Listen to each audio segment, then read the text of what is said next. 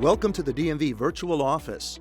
To use this convenient online tool, you'll begin by choosing the appropriate transaction, which is located at the bottom of the Virtual Office homepage. In this case, choose Vehicle Registration Renewal. Before you begin your transaction, review the checklist to make sure that you have all of the necessary documents. Then, select Start DMV Virtual Registration Renewal. You'll find the button on the left side of the screen. You will then be asked to provide your contact information. This includes your first and last name, telephone number, email address, and your physical address, including the city, state, and zip code. In the next section, describe the service you want to complete. You'll need to provide the last 5 digits of your vehicle identification number, or VIN, and your license plate number.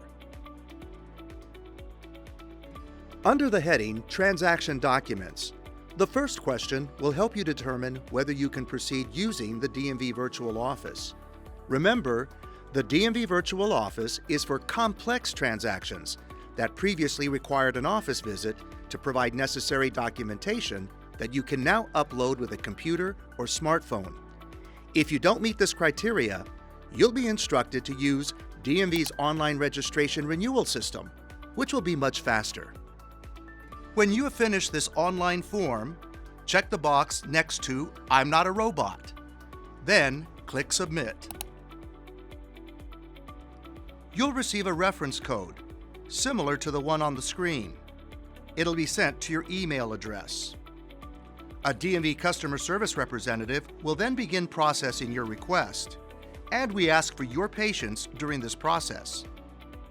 You'll be contacted again by email to finalize your transaction. Just click on the link. If you have any questions, you can reply to this email. If you're paying by e-check, select which bank account you'll be using, checking or savings, and provide the routing and account numbers, along with your name. This illustration shows you where you can find this information on a check.